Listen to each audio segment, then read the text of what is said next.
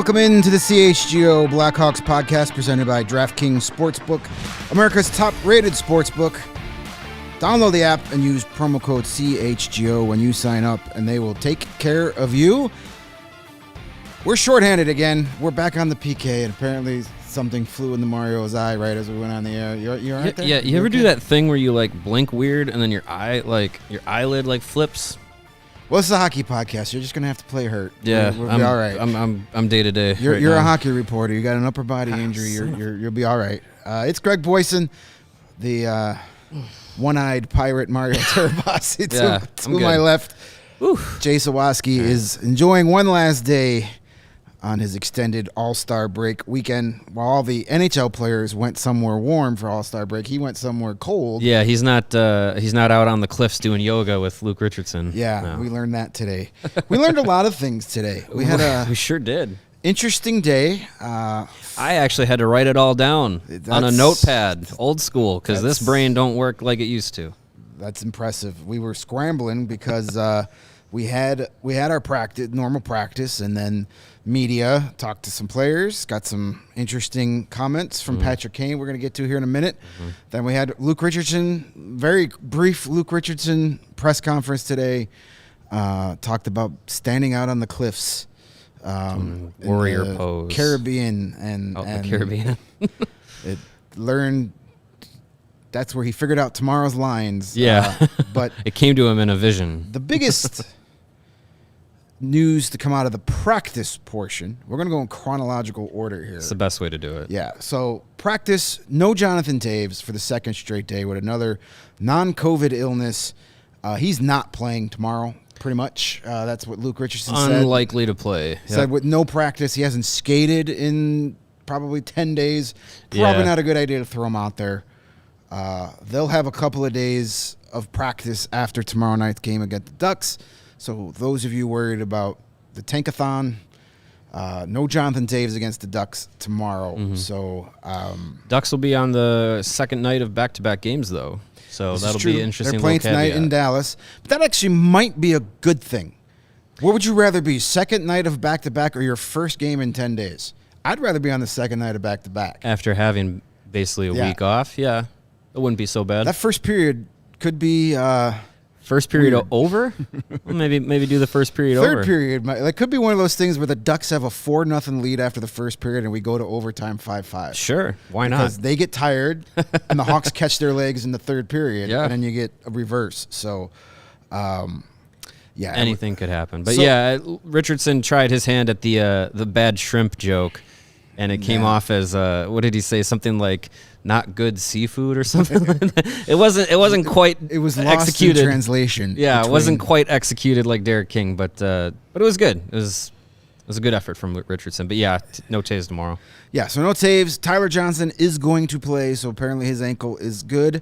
Jared Tenorti was on the ice. He's probably not going to be back until Friday night's game. They want to give him some more practice time before they put him out there. So don't expect Tenorti tomorrow, but do expect him Friday against the Coyotes, or at the very least Saturday in Winnipeg. Yep. The other injury news for the second straight day, at least that we were able to see, Alex Stalock worked out on his own in full gear. So for him to be able to do that 2 days in a row, that's very encouraging. Jujhar Khaira was also out there skating. Jujhar Khaira skated a little bit on his own too, away from practice on the other rinks, but that's a good sign too. Luke Richardson told us yesterday that he was close to starting to skate again. So, they're looking like they're going to get healthy. There's going to be some roster spots opening up here potentially, and that's a good segue into after practice when we all talked to the man of the hour, Patrick Kane, and of course asked about his future, and he gave us some interesting comments, maybe a little more candid than what we've been used to. Before he's kind of brushed off those comments of like, hey, when time comes, we'll make the decision when the time. Well, time's pretty much here, dude. You got 3 weeks. Mario was able to videotape that, and we're going to play it for you now so you hear it right out of the mouth of Patrick Kane. What are these next couple weeks going to be like for you? Just wait to see what happens and everything? Yeah, just, try to go about my business playing hockey, but I mean, definitely have some internal talks with my agent, and I'm sure at some point probably catch up with Kyle or whoever here and see how it goes. Did your agent say what teams have inquired? Yeah, I mean, he's told me, a few that's kind of reached out to him. Yeah, we'll probably talk about that possibly too, if that's an option of getting traded and obviously figure out a team could be the best fit, but we're not really at that point yet either. There have been some reports of teams worried about your nagging injury. Do you feel like you still can bring everything that you normally would be able to the rest of the season? It's not really something that I'm thinking about or worried about. I think when I get on the ice, it's not like you're thinking about anything else except playing as well as you can. So I guess it's not really something for me to worry about. Just go about it the best I can. What makes a team the optimal team for you? Like, what set of circumstances are you looking for? I don't know. I'm not sure. I mean, it's still have to decide if we're getting to that point yet. So, I think there's definitely opportunities out there that are intriguing and could be exciting. So, Are you surprised you're still undecided, or do you think this is going to be a really good trip? No, I think we talked about in the summer with Pat, just probably taking it up to the deadline and making a decision. You've had a lot of ex-teammates who've gone through this, be it trade talk or even have been moved and everything. And we talked to them about how to deal with those emotions and everything over the few weeks. Not so much. I mean, talked to Dunks a little bit, and he said, he was happy he got to experience, being in a different organization and playing closer to home. And he said he really enjoyed his time and everything. But that's really it. All right, there you go. Patrick Kane, of course. Pretty much every question was either about, hey, can I throw us a bone here? Yeah, right. Yeah. And about the reports about his broken down, battered body. Yeah, his injuries exaggerated being, or not. I don't know. His injuries being potentially more serious than they actually are. Yeah, a lot to kind of dissect out of that, and this is, like you said, this is a little bit more than we've heard him say. A little bit more detailed about kind of the process that he's been going through with these discussions and whatnot, and. I think the biggest thing that comes out of this is that while we've all been waiting on these potential discussions that Jonathan Toews and Patrick Kane are supposed to have with Kyle Davidson and their agent Pat Brisson, it really seems like Kane has kind of let Brisson take the reins of like, hey, see what the feelers are, because him and Toews can't go to Kyle Davidson after the March 2nd game and say, you know what, maybe this was our last game. We'd like to be traded, and have 12 hours to do it. They can't do that. And, there has to be already – they also can't waive their no movement clauses, say we're going to waive them for a trade, and then have nothing on the table. Yeah. Like that, like there is going to be when this – if this comes about where Kane and Toews say we want to be traded, it's going to move quickly. Yeah. I think we're getting a little insight. Here's how I envision these things going after what Kane said. It doesn't really deviate much from how I thought. I don't think, these meetings with Kane and Toews, sounds like Patrick Kane, and I'm going to assume Jonathan Toews is the same way. They're letting their agent be their agent.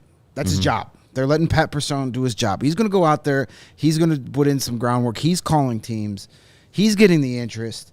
And then he's going to come back to Kane and Toews and say, these are the teams that want you. Yeah. And then they'll say, and he's talking to Kyle Davidson too. He's getting the gauge there too. So it sounds like he's being the conduit between player and general manager at this point, as opposed, and so they can just focus on playing hockey. This is what an agent's job is. It's not just negotiating a contract. It's facilitating trades, making sure your player is happy at all times.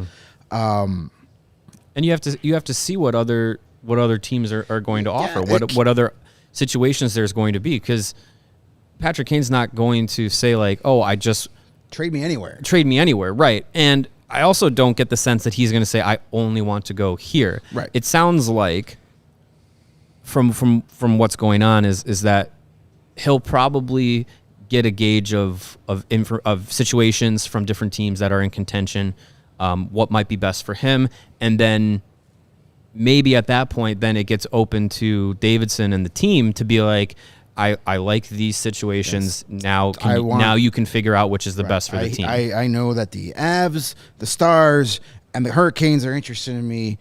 Get the best deal you can from one of those 3 teams and only those 3 teams. Then he's not just going to say, I want to get traded here, and then Kyle's going to go to him with every offer, and he can say no, yes, no, yes. Right. He's going to get an idea who wants him, and then he'll say, I'm waiving my trade clause for one of these X number of teams. Yeah. And then Kyle can pick up the phone and work those 2-3 teams, hopefully, shop those against deals. each other and see what's up.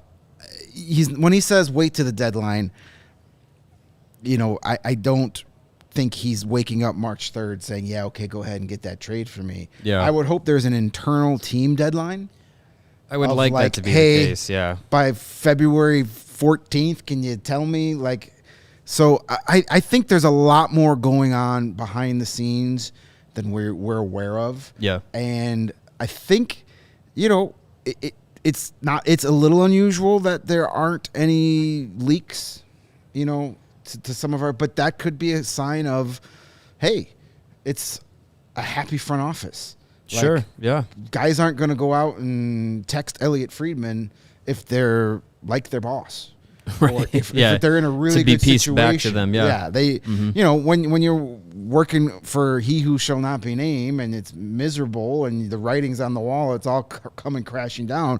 You're going to make as many phone calls as you can. Yeah. You're going to be the source. There's more of an opportunity for some leaks in the boat. So and the most interesting thing to pop out of those comments from Kane, is the fact that he said, yeah, there are some intriguing offers. There are some intriguing situations or some opportunities. I forget exactly the words he said. But so he's heard a couple of teams and said, yeah, okay.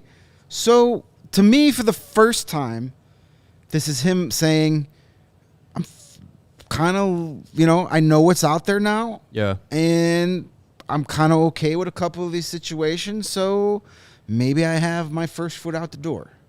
It's doing the diligence of trying to gauge his current situation in Chicago, what he has, what he could do in the future here against what he could do in a short and or long-term situation elsewhere. I don't think he was just going to say, oh, blindly, yes, trade me somewhere. It's going to come down to a this or that kind of situation. And I think for me, the takeaway is, one of them at least, is his discussions with Duncan Keith. We heard Jonathan Toews speak about that he's talked with Keith about, the idea of leaving Chicago, leaving that legacy behind and going to a different team to contend again.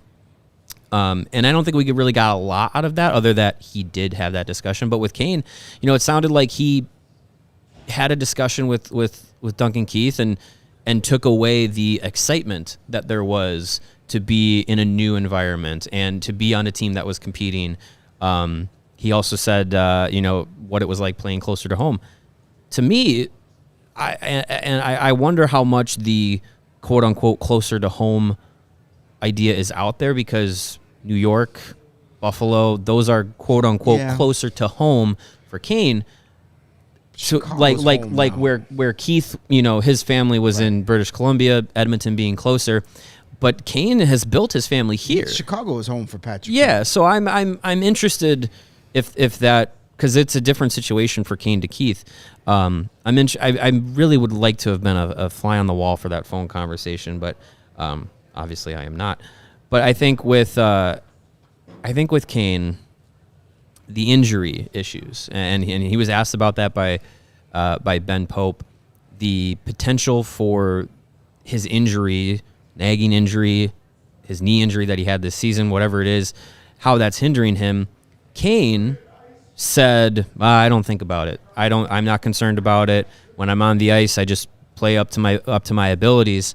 In today's 32 Thoughts podcast with Elliot Friedman and Jeff Merrick, Elliot Friedman spoke about that he talked to some players over the NHL All-Star break, players that had recently played against Patrick Kane, and kind of how the consensus around the league from players and previously he said from general managers is the idea is that people know Patrick Kane is hurt. People know Patrick Kane is not Patrick Kane right now, and that players are saying that they commend him for playing through whatever's bothering him to give the Blackhawks an opportunity to trade him, but they know that he is not anywhere near the level that he could be when he is healthy. So my concern, and we were kind of talking about it before the show, my concern is that the consensus around the league, the information around the league, and the way that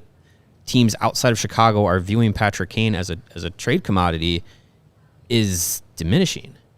And my certainty that, not if but when he'll be traded or he'll want to be traded, kind of starting to come down. And it's not because of what Kane's saying. I think it's starting to come down because of what the league is perceiving. I think there may be a scenario in which the offers for Kane are not going to be anywhere near where we thought they might be. I think it might be obviously, like you always say, there are teams that will be desperate and do something dumb to get a Patrick Kane just to say they got Patrick Kane.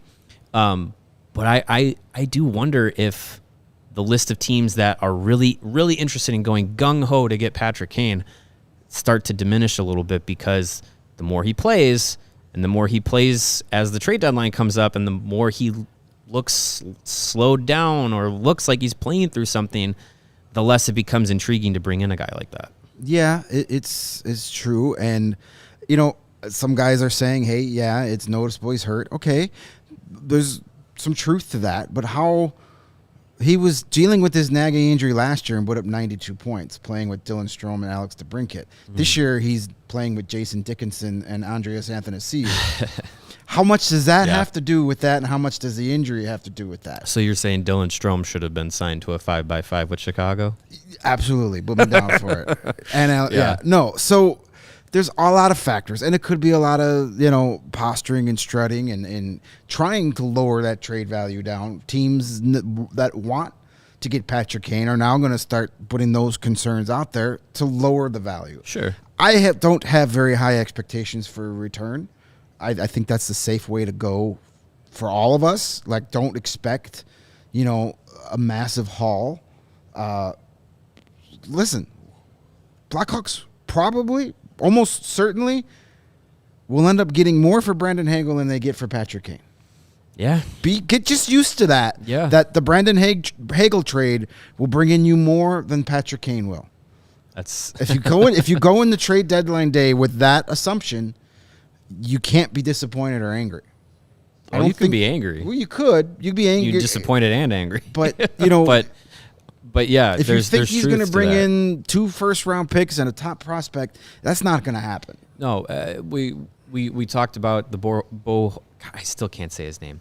Bo Horvat. We talked about that trade and how that kind of seemed like underwhelming, and he was the top of the list of guys available. Well, that's Patrick Kane's not gonna out. I think that was more that trade. more on the end of the Canucks botching that one. Because it's looking really good for the Islanders now. That's also a factor. Yeah. Looking really good for the Islanders that you gave up very little to get 8 years of 8.5 years of Bo Horvat. Looking real good now. That's true. Quick, we got some stuff in the chat we might as well get into. We're on this topic. First of all, can you ban that pervert looking to see feet? Just get him out of here. Oh, he's gone. He's never coming back on this show. He knows it's got to be at least a $10 super chat. I'm not giving away these bad boys for free. Let's see here. We had one question. Nate E, I wonder if one of the options would be stay, get the surgery, sign a 1-year deal. We've heard that's that. a nightmare scenario. If that's the option, Nightmare get the for surgery, us. Yeah, get the surgery now. Be done with it. Right. And then we can put away. I don't want Patrick Kane. Like, if Patrick Kane comes back, doesn't get traded, re-signs with the team, I hope it's for more than 1 year, because I don't want to do this again next season. Yes, I agree. Don't.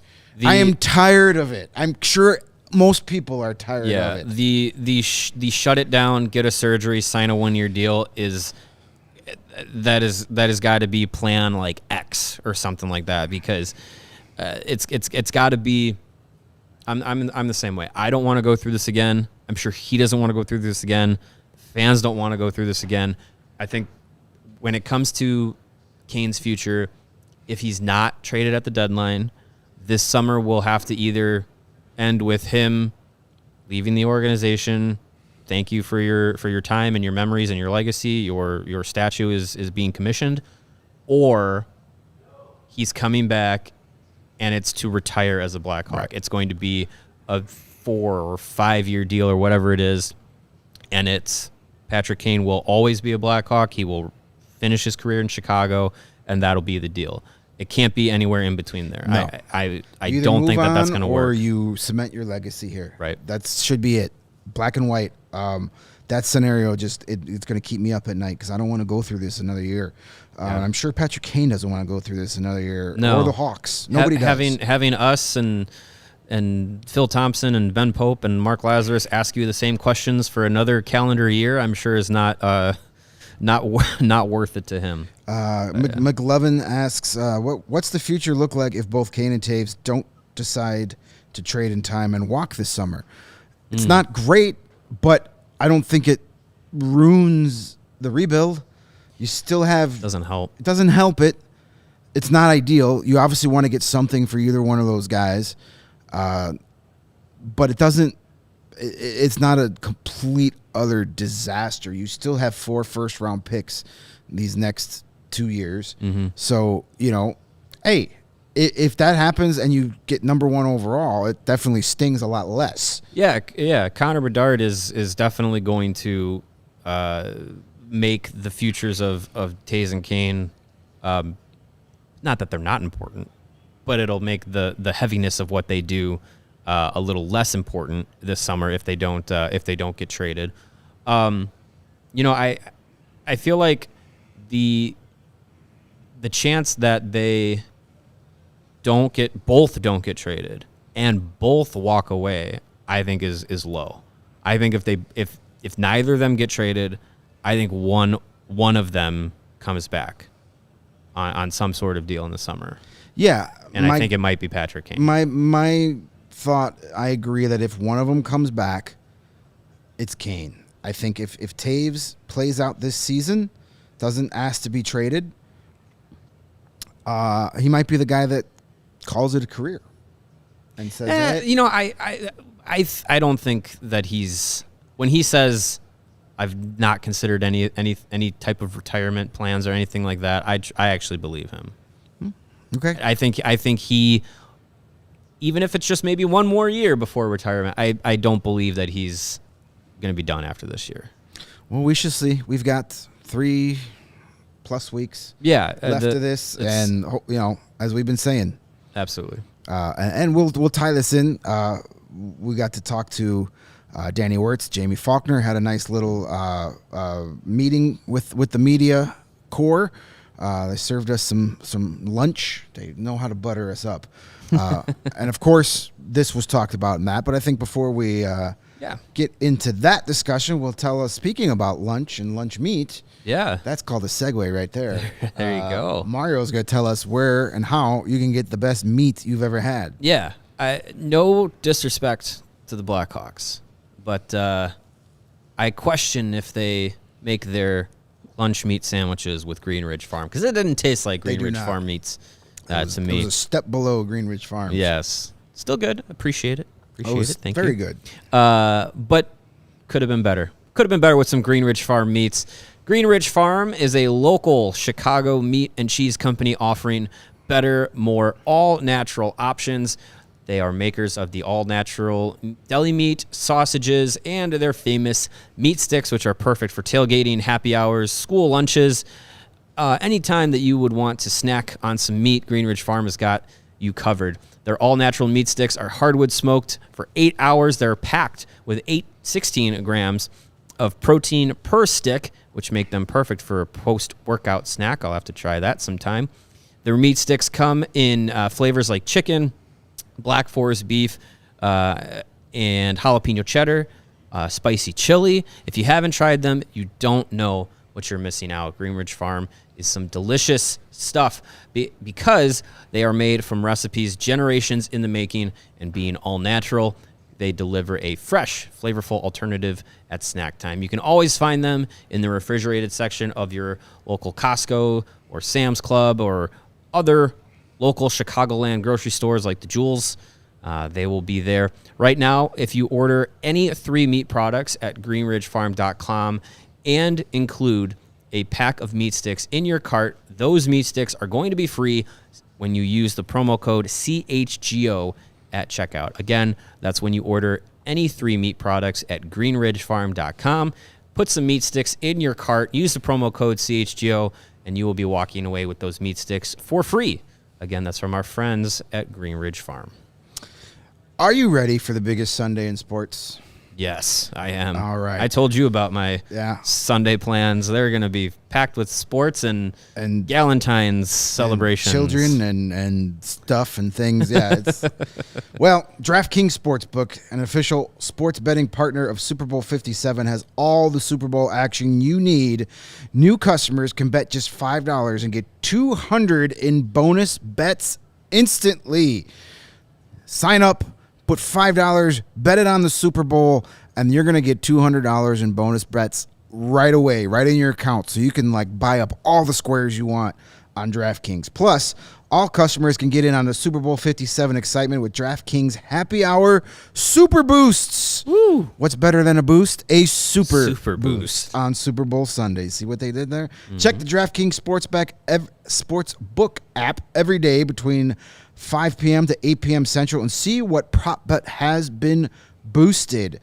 Lots of fun stuff for this Super Bowl. I'm looking forward to it. The offenses, they know how to score. You got 2 exciting quarterbacks. Mm-hmm. Maybe a look into the future for as Bears fans. What could be if we just get this thing right? Put some talent around Justin Fields. My fun thing I think I'm going to use some of my DraftKings money on is they have squares. Mm-hmm. Instead of just picking a random square and then getting your numbers and teams randomly and getting stuck with 8 and 2 and just basically thanks for the donation, you could pick your specific squares. You could pick Eagles 7, Chiefs 3. You could pick 0-0, 3-3, whatever you want. They've got every single combination available. Obviously, the odds fluctuate based on what you have, but you could pick your own specific squares for the Super Bowl and bet on them. That I think is a lot of fun. I think I'm going to do that. I may wait. I'm in a couple of square pools in different, different groups. I think I might wait till I get those squares and then bet those squares too. There you go, double on up. DraftKings and be like, hey, let's go crazy. Yeah. So it's going to be a lot of fun.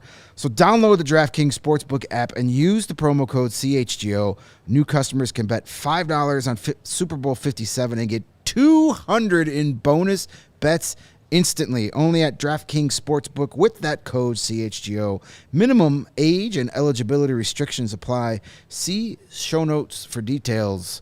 That's our good friends over at DraftKings, keeping making the Super Bowl even more fun. Yes. I will be checking out the coin toss prop, and we'll see if they have the over-under on the national anthem. I believe the team that has lost the coin toss, or is it one? I have to look this up because it's kind of important. It's 50-50. The team that has won the coin toss has 0-8. Lost the last 8. Yeah, that's what it is. Super Bowls. So, the team... Yeah, that's interesting. There you go. Because on DraftKings, you could bet the team that Chiefs win coin toss, Eagles win game. Oh, you can make that bet. Oh, boy. That's interesting. Yeah. All right. You can bet anything. I'll have to be Probably could bet the color of the Gatorade. Yeah. Well, it is Gatorade for them. It's not BioSteel. Right. We could still say Gatorade for our friends in pro football. In the NFL. Yep. All right.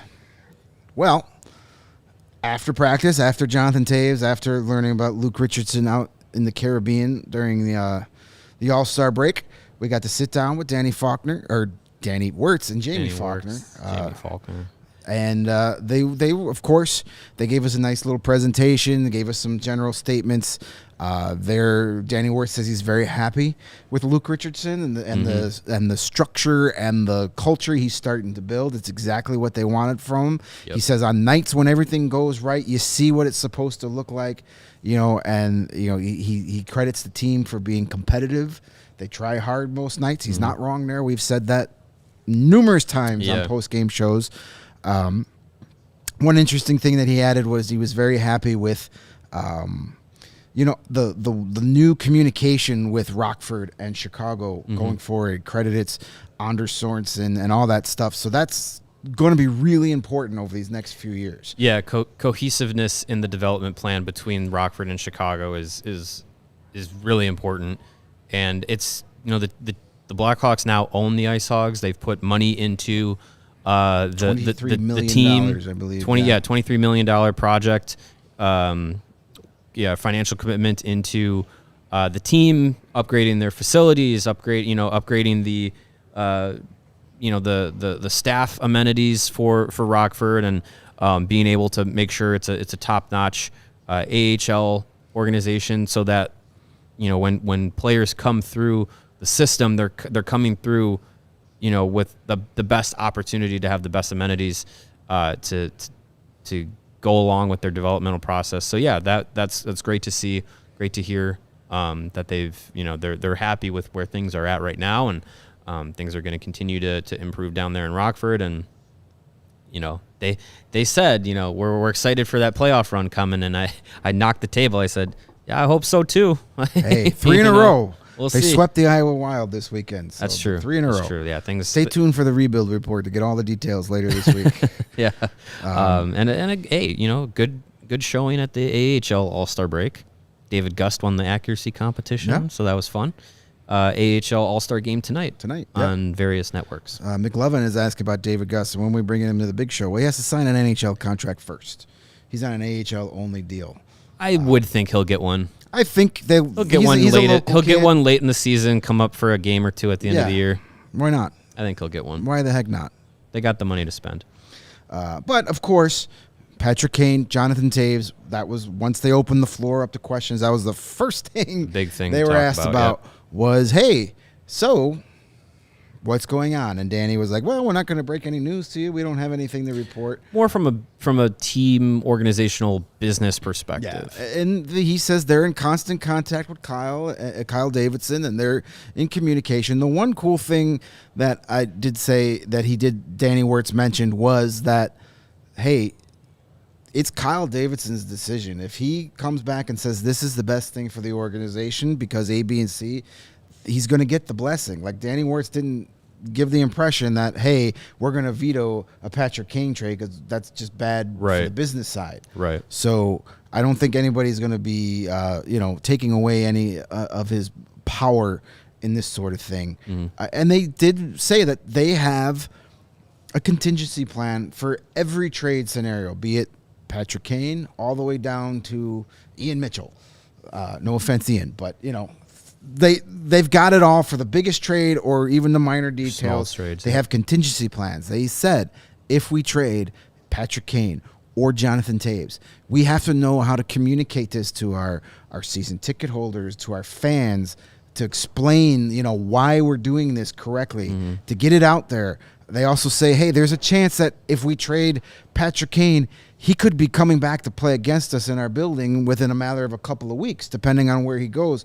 So we have to figure out how to honor them if that's a situation. So they've got all the scenarios in place. They're talking about it. So and that's what you want to hear out of your front office, that they have a plan. They're not going to get any curveballs thrown at them and look silly. Yeah, there was a lot of thumbs up and praise for Luke Richardson and Kyle Davidson and the jobs that they've done. And look, like both of those guys were brought in to the positions and put in place because what they can do and what they want to do aligns with what I feel like the organization recognized that they needed to do. And so I don't think there's any, butting of heads or anything like that. I don't think there's any kind of power struggle between, hockey operations wants to do X, Y, Z, and, the business operations doesn't. I think there's a lot of cohesiveness in the plan for the organization as a whole moving forward. And so I don't think there's going to be any, getting in the way of anything. I think decisions are going to be made, and they have plans like you just laid out. They have plans of how to navigate all those different things, and you have to do that because this is a potentially monumental moment for the organization of potentially trading Patrick Kane and or Jonathan Toews, like two pillars of this organization, the last two that are at the top of the echelon of the modern era of the team. So it's big, and they understand that. They've planned for it, which is good. But I think it was interesting to kind of, hear them talk about, the future. Okay, how do we, the ready to work example that they said, like they weren't tying anything to Jonathan Toews and Patrick Kane. They were tying it to the team. They were saying, we are moving forward as the Blackhawks, as an organization moving forward. They weren't saying like, oh, everyone get on the back of Patrick Kane this season. Like it was more of a team focused approach, and they're not going to solely, pin the hopes of next season on Connor Bedard. They're keeping their focus on the team, the team experience, the collective group moving forward, and basically leaving it up to Kyle Davidson and Luke Richardson kind of leading the way in how that team is going to look, how that team's going to play, and putting a lot of the onus in their hands. And as far as ticket sales go, I was surprised to hear this, but things are better than they expected. I think we all expected that there were going to be less people coming to the United Center to watch this team. There were going to be less people watching it from home, which we can talk a little bit about too.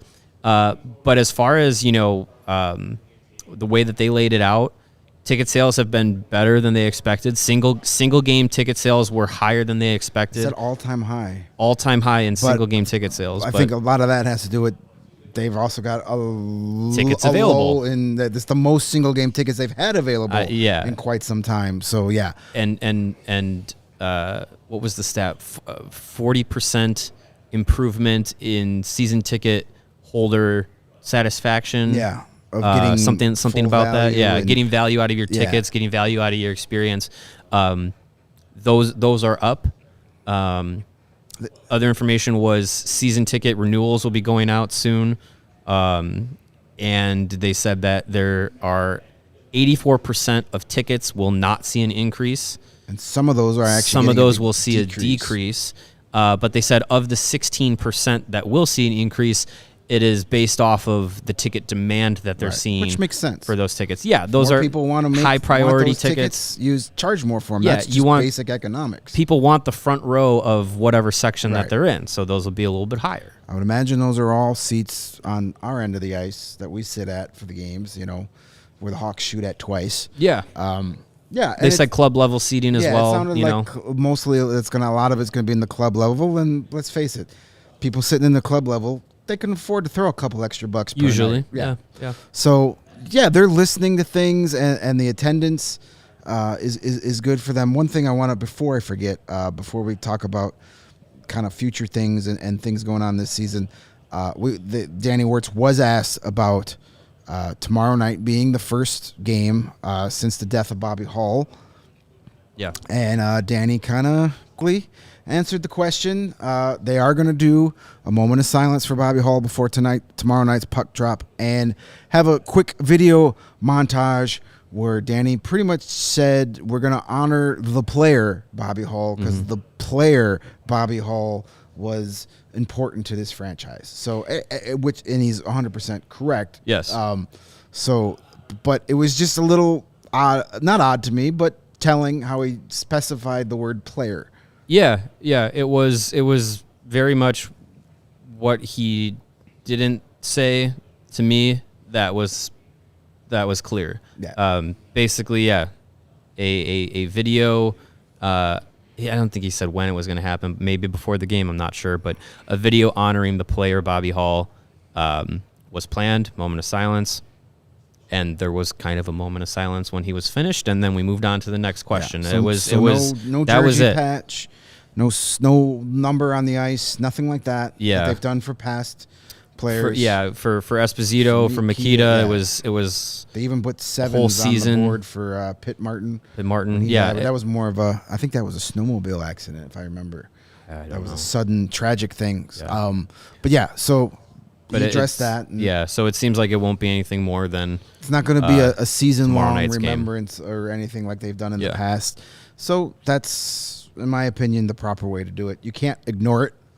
I mean, the guy was Absolutely the most not. important player in your franchise history until Toews and Kane showed up. So, But there's not an opportunity. There's no need to romanticize and extend it out. they're ready to move the on. entire season. Yeah, They're I ready think to be it's- like, here's our moment of silence. Here's this fun video. here's our honor. We're moving on. Yeah. We're done. So that seems like to be the plan for tomorrow night. So yeah, they'll honor him that way, honor the player that way. And getting back to the ticket sales, one point that stuck out to me as well, there were points of this presentation, meeting, press conference, whatever you want to call it, where I started tuning out. When it started to get into the business, Jaime Faulkner is one of the smartest business people I have ever spoken to, but when she starts diving into the metrics, and she's data-driven. She is definitely data-driven, and when the data starts coming out, I start to wander. But Yeah. Danny did say they're like, okay, they're having a great season ticket-wise this year. They're doing better than they expected. They're loving it. They also mentioned that they're getting a lot of first-time customers, first-time new accounts being set up for tickets. And they'll have more information after the season on how many of those first-time ticket buyers came back, which is great. And, I think there's a lot of people are like, hey, for the first time in a long time, we could actually get to a game. We can get tickets. We don't have to buy them on the secondary market for 3 times the value. Yeah. It's becoming more of a thing. But then, of course, they were asked about, hey, okay, yeah, you're writing this now, but what happens next season when there is no Patrick Kane or Jonathan Toews potentially? Yeah. You don't have these marketable players yet.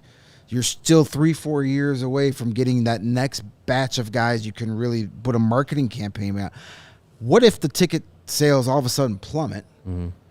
Is that going to make you make any decisions on bringing in some star power sooner than the plan calls for? And Danny Wirtz said no.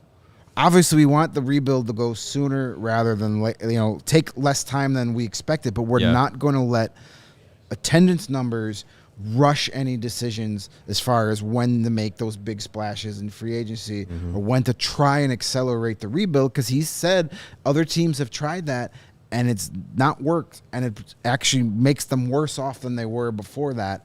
So that's good to hear. I like them saying we are sticking to the plan. Now, it's easy to say that now when the revenues, when the tickets are better than expected.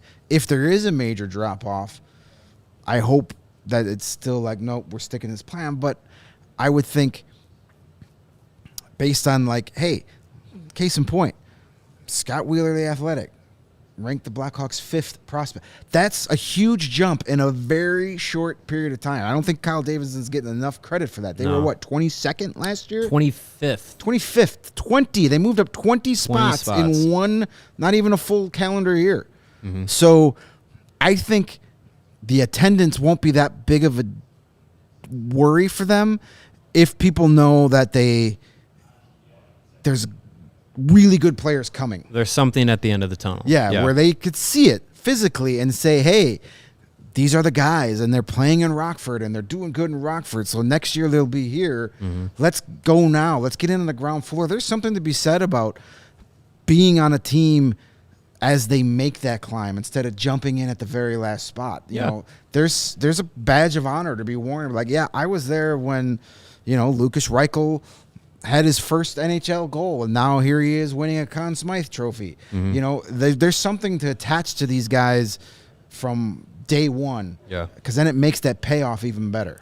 Kyle Davidson said it on March 5th of last year. Hop on the ride now, because at the end it will be worth it. And we have made that our unofficial mantra since we launched the day before. Yep. Hop on the ride. Like, get involved with this Blackhawks team, because we're going to get there again. And I believe that, going into next season, if there is no Toews, if there is no Kane, Ben Pope was really concerned about jersey sales with Toews and Kane being gone. Who's going to be on the jersey, damn it? But if there is no Toews, if there is no Kane, there is still going to be guys that are going to be here that you come out to see. You come out to see Lucas Reichel in his first full NHL season. Like we said before, if Connor Bedard's here, there's your ticket sales. There are going to be 98 jerseys all over the place. Yeah, absolutely. And there are going to be players that will come in and that will be worth seeing. And something that Jaime Faulkner did say and make mention of, and I have to kind of be reminded as I get older and as I get more ingrained in this position, I feel I don't want to lose that sense of like what the experience of going to a game is like as a fan. Because when I went to the Ice Hogs Admirals game in Milwaukee last week, that was the first time I've gone to a AHL or NHL game as a fan since pre-pandemic. And even before then, it wasn't all that often. So what she said was, people come to games for more than just what's on the ice. They want to come for the experience. There are people that will come in that have been diehard Blackhawks fans for 30 years and know everything about the team up and down, that will come to a game and be entertained. There are people who will come to a game for the experience of coming to a game and having fun and seeing a hockey game, and they will know none of the players that are on the ice, not even Toews or Kane. So I think that there's been a lot that goes into the game day experience that the Blackhawks provide. What hockey provides live that other sports for me it just doesn't match up. Right. And being able to tune into that, I think, makes it a little bit more like, there is a way to, even if the team's bad, even if there's no superstars, there's still ways to get people to invest in the team and to really, have ways to reach out and find those fans. And they said, what are ways that we can do? What are ways that we can get to those fans, and we can, instill that connection early on. And they mentioned too that they, studies will show that, young fans will choose a team by the time they're in 5th grade. Like that, I thought back, I was like, oh yeah, that makes a lot of sense, because that's when I kind of started to tie myself to all my teams, was around that age range. So I think that the team is very focused on how to bring in the new generation, because the Blackhawks lost a generation of fans between the 80s and 90s and the resurgence in the late 2000s. They lost a generation of fans. Now they need to not only hold on to that generation that they regained in the early 2000s, in the late 2000s. Kids. Right. Me. Now they have to go out to that generation and say, here's how we want to be able to make sure that you hold on to being a Blackhawks fan, and pass that along to your kids and pass it along to the next generation of fans, so that they're not losing it. Being honest with your fan base is a great way to do it. And I think that's why we haven't seen the major drop off in ticket sales this year, is because they've been blatantly honest and transparent that, hey, we're preparing for the future. So as long as you're honest all the way through, I don't think you're going to see that much of a hit. Mm-hmm. It won't be sellouts, but you won't get that. It won't go back to the early 2000s, late 90s, when there's 5,000 people there. No. Because that version of the Blackhawks wasn't being honest with the fans. Yeah. They were like, no, this is going to be a good team. And no, you're just shining up a turd and throwing it on the ice and telling me it's a playoff team. And I think a lot of people at this point last season had the idea of like, well, tell the team with your wallet, don't buy tickets to go to the game. It's because we were sold last year as that last year's team was going to be a contention, and by February, March, guys were getting traded and everything was out the door. Coming into this season, the writing was on the wall that this team was going to be bad. The season was going to be tough. And there have been moments where how many times have we said, wow, decent crowd tonight? Like almost every night. We've been been surprised at the numbers that are there and that people are showing up and in the way that they have been. And I think to your point, a lot of it goes to the team being more transparent, being more open with their fan base, being more honest about not only their on ice efforts and product, but also off the ice. Right. And this 1 year ago was the town hall debacle of Rocky Wirtz going off on Phil Thompson and Mark Lazarus, been bringing up the Kyle Beach thing, and since that time to this point now, I really do feel like the front office and ownership group has made kind of the changes that necessary to be more open, be more upfront, and be more accountable for what's going on and off the ice.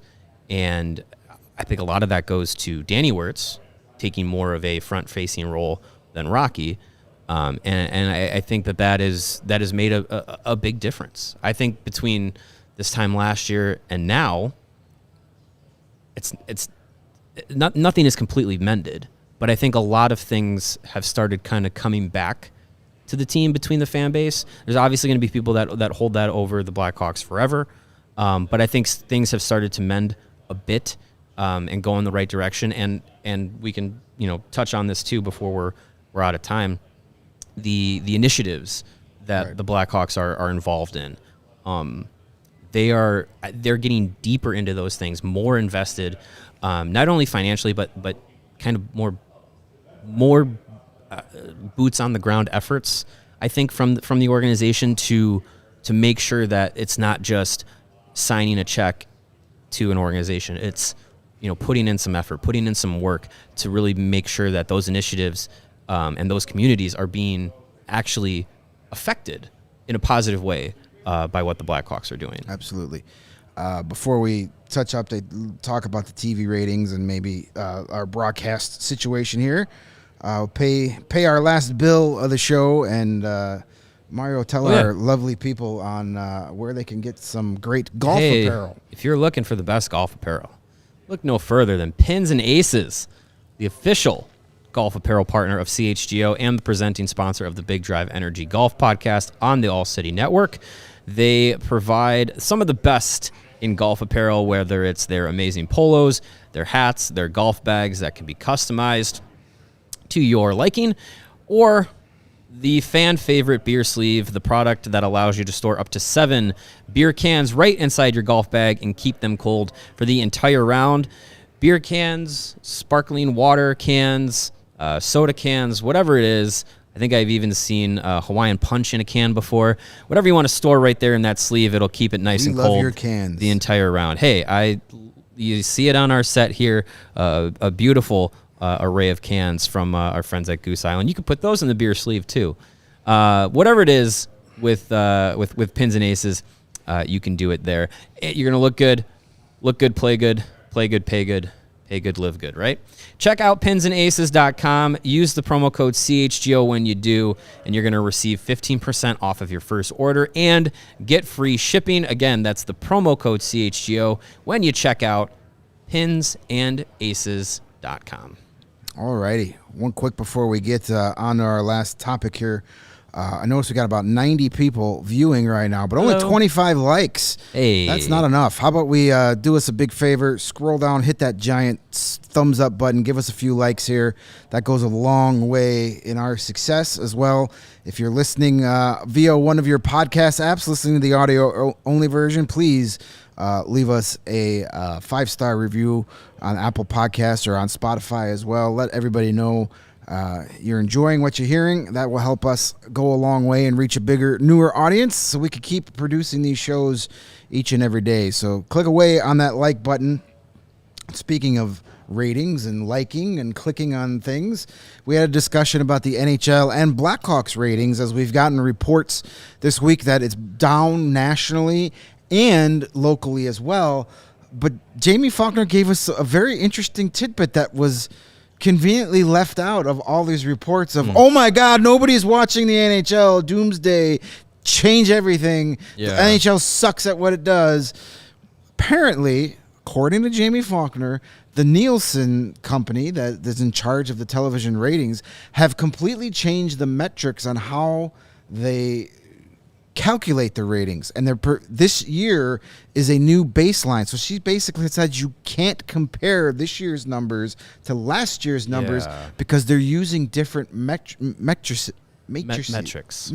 Yeah. Matrices, whatever you want to call them. Matrices. Numbers. See, this is why I'm not a numbers guy. Mattresses. I think that I don't see that portion of the presentation. I was very confused because we saw from Chicago sometimes Jeff Agrest using Nielsen as a source, saying the Blackhawks local viewership is down 36% from this time last year. But then when you talk with the team, talk with Jaime Faulkner, she says, well, you can't compare it because the metrics are different. But the metrics that they're changing for Nielsen is to catch up with the times and to catch up with, the streaming also services cable and all that. and streaming and, being able to catch up with everything. So to me, if their numbers are saying that they're trying to catch up to how everyone is streaming, wouldn't that then also still indicate that numbers are down? Because if they're saying viewership, they're saying viewership is up or not as down as whatever. It just didn't line up. So to me, it's still a bit confusing because if Nielsen and cable say it's down 36%, let's say, but across the board streaming is up, then what is the difference in the 36? Yeah, I think, are you making up that 36% in streaming? I think she kind of basically said that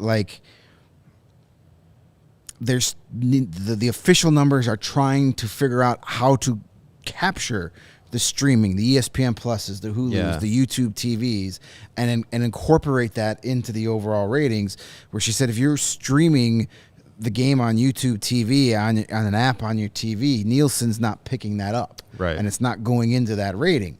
So I think, as she said, media as a whole is trying to catch up and really get good numbers on how people are watching the games. And, I'll leave that to Jaime Faulkner, who is a million times smarter than me when it comes to grabbing that data. I don't if she says it's one way, I'm going to give her the benefit of the doubt because she's much more well-versed in these types of things than I am. So, well, our friend Design Love here has a comment, says, not trying to be one of those people, I don't know what that means, but I have worked in the Nielsen world. She's partially right. They did make numerics problem. They did make numerics problem is spreading games, and that's going to hurt their number. So yeah, it sounds like the spreading of the streaming services, they're trying to re-quantify that. And I think she was talking more about the local numbers, as Mike says. Yeah, he's in Canada, so he has to watch on ESPN Plus. I think her main concern is what the local numbers look like as far as the Chicago area, and that led us into a discussion about the broadcast team as well. And she really didn't really give us any, concrete hey, we're going to do this half and half thing again next year. But she did say she's getting good feedback overall. She said she's getting good feedback on Chris Voster's. Nothing is really going to change. It doesn't sound like. No. It doesn't sound like anything is going to be new really going into next season. Yeah, I mean, she mentioned that the older, long-standing fans really enjoy and identify with Troy Murray. And then the newer fans that came on, in the cup runs really identify with Sharpie. So there's that nice dynamic there. They mentioned putting people in the right positions to succeed. Danny had mentioned, Kobe behind the bench is, in between the benches is where he does his best work, and they want to do that more. And Jamie mentioned that they haven't put Scott Darling in a position to succeed. They wanted him to kind of be one role, but he's been forced into another role, and it's not necessarily his fault. So they need to figure out plans to put everybody in their proper position. Right. I don't know if I would think they would like to have a permanent TV guy. Basically, from what they said, Chris Vosters is the guy. He's coming back. That wasn't in question. He's the play-by-play guy. So as far as what his color guy is going to look like next year, I would imagine they kind of want to get somebody for all 82 games. And we also have to be honest with ourselves when it comes to Troy and his health. How many more seasons can we depend on him to do 82 games? Right, yeah. I think we're very lucky and fortunate that he's doing it this year. Yeah. And, he was at practice today. I love every day when Troy Murray walks in. It's great to see him. But at some point, he's not going to be able to do it. Yeah, and the bounce back between TV and radio is not easy. Right. It makes it difficult on him and on the rest of the broadcast team. So, yeah, I would be shocked if they didn't have a play-by-play and a color commentator in line for TV for 82 games next season. It doesn't sound like it sounded like they're kind of leaving up what Troy wants to do to what Troy wants to do. If he wants to do TV again or stick solely to radio, I think that's going to be up to him. I don't know if Patrick Sharp is the long-term, color commentator option. I don't know if they want to go in and change it again, though. But it's really interesting to kind of pinpoint what they're going to do with that, because Sharp's really truly only doing it on a part-time basis. He doesn't live in the area. No. I get the sense that he kind of just threw him a bone, like, I'll do this. Well, maybe because it was such a short notice thing. I mean that Olchek thing happened in late July. Right. So you're talking 6 weeks before preseason. So we'll see what happens. I think, getting Chris Vosters, the same guy for 82 games, will go a long way and help it. I know, people harp on him for certain phrases or making mistakes. He's still green. He's still learning the sport. He's still. I have to say that being a play-by-play for a live hockey game is probably the most difficult play-by-play in all of sports. It's not easy. It's not baseball where you have you can talk in between every pitch. It's not football where there's 45 seconds in between each play. Basketball is not as fast-paced. Basketball is, it's a lot more repetitiveness in basketball. A lot of the same things going on. There's not as much randomness in basketball as in hockey, where things could take a carom and all of a sudden all hell breaks loose. It's a very tough sport, and he's never done it before this. So, yes, I know there is room for improvement, but you got to give him, just like, young players, you got to give them the time. Yeah. And I think having the same guy next to him for 82 games will help. Because he changes his style a bit with Troy and Patrick. Like, there's more. The energy is different. It is. Mm-hmm. I think there's more reverence and respect when he's with Troy. He kind of defers to him a little more because Troy's got that experience. Well, when it's Sharp and him and Colby in between, they kind of bust each other's balls. They play off each other. They're a little more. So, and I think Edzo leaving. The person that hurt the most was Chris Vosters. Because that would have been the perfect guy to learn the trade from. That's who suffered the most from that debacle. Definitely. Yeah, I think just some consistency in the broadcast is what everyone's looking for, because it's been, we went through last year with the live auditions of play-by-play people, and then, this season with the late, change, you had to figure out what to do with the color commentator position. So I think just going into next year with some consistency with the like they said, the right people in the right roles, it'll make the broadcast seem smooth again. And yeah, I think that'll do wonders for the whole group. Did want to close up here. I know we're a little bit over time, but did want to close up. Mark Lazarus brought up the issues of the end that some NHL teams have seen with their Pride nights. The New York Rangers and Philadelphia Flyers have had their issues with those nights. The Blackhawks have their Pride night coming up on March 26th. And like we mentioned earlier, about the initiatives that they're involved in and how they're involved in them, that has changed over time. And Danny Wirtz really made it a point, and Jaime Faulkner as well, to explain that, when the Blackhawks get involved in these things, it's not just, they don't just hang a jersey in their stall and say, okay, this is what we're wearing tonight. They sit down with the players. They sit down with the hockey operations group, and they, give them the lowdown. They tell them like, hey, these are the nights that we're doing. These are the honors that we have. These are jerseys that we're wearing. Here's who designed them. Here's why it's important. Here's, what we're doing in those communities to make an impact. Some players will come to them and say, hey, this XYZ is important to me. Can we be involved in this? Or this is really important. I want to be involved in, I resonate with this. I want to be involved in this more. What can I do? So I think that they've done a lot of that to kind of make sure that, the team as a group is cohesive in their efforts to, be involved and do the right things in these initiatives. And they said that they don't anticipate any issues with Pride Night because of that communication with the players, but that they also know that it's not everyone has the same views, but what they want to do is make sure that everything that they're doing and why it's important to them is communicated so that they can have the cohesiveness on things. Yeah. So I think that was good to kind of hear from them in that frame, given what's happened before.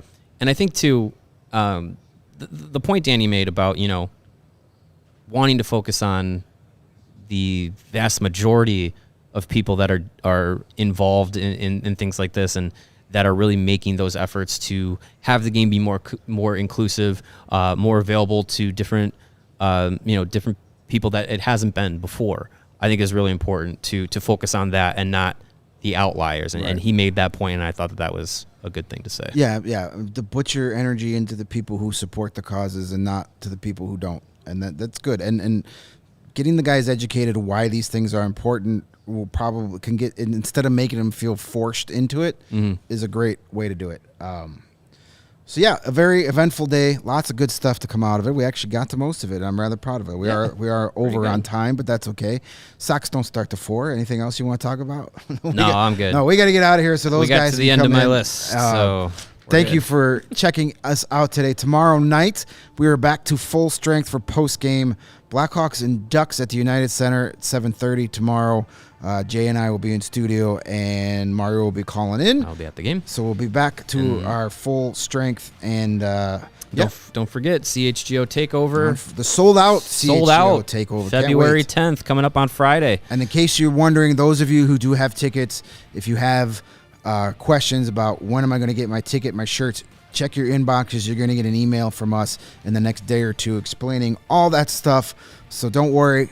You're each going to get a individual email explaining everything that's going on Friday. Can't wait to hang out with all of you. It's going to be a good time. Yep. So till then, we will be back tomorrow night post-game after Blackhawks and Ducks. For Greg and Mario, thank you guys all for watching the CHGO Blackhawks podcast.